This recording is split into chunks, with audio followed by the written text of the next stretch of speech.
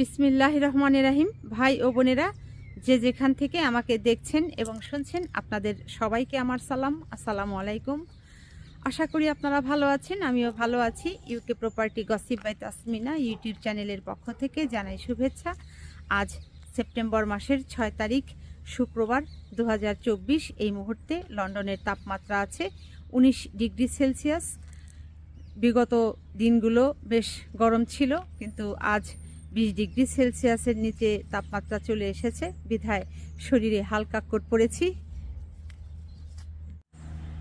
আজ আপনাদের সাথে যে বিষয়টি নিয়ে কথা বলতে চাচ্ছি সেটা হলো যে বাংলাদেশের সাবেক মন্ত্রী জনাব শাহজাহান খান গ্রেপ্তার হয়েছেন।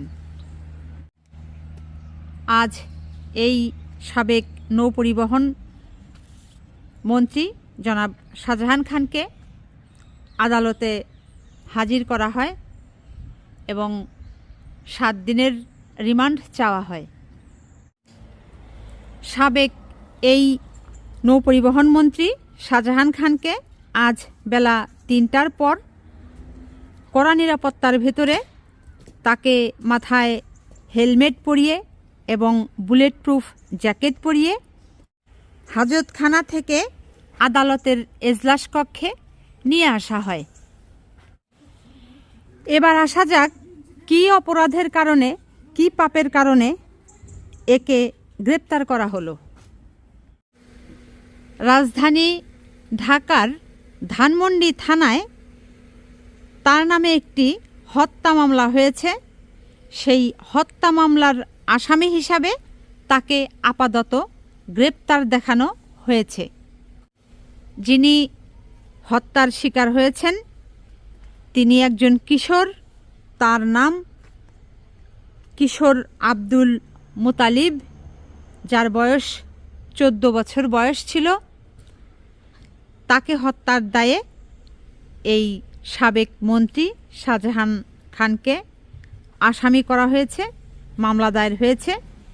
আপাতত তিনি সেই মামলাতেই খুনি মামলার আসামি হিসাবে গ্রেপ্তার হয়েছেন। এখানে উল্লেখ্য যে এই 14 বছর বয়সী কিশোর আব্দুল মুতালিব তিনি বৈষম্য বিরোধী ছাত্র আন্দোলনের সময় আন্দোলনে অংশ নিয়েছিলেন। তখন তাকে গুলি করে হত্যা করা হয়। গত 4 আগস্ট 2024 তিনি গুলিতে নিহত হন। এরপর আব্দুল মুতালিবের বাবা বাদী হয়ে ধানমন্ডি থানায় একটি মামলা দায়ের করেন এবং সেই মামলায় সাবেক প্রধানমন্ত্রী শেখ হাসিনা সহ 176 জনের নামে একটি মামলা দায়ের করা হয়। ধানমন্ডি এলাকা থেকে তাকে গতকাল গ্রেপ্তার করা হয়। মাদারীপুর 2 আসনের এই সংসদ সদস্য জনাব শাহজাহান খান তিনি সবসময়ই হাসি খুশি মনে থাকেন, হাসতে খুব ভালোবাসেন।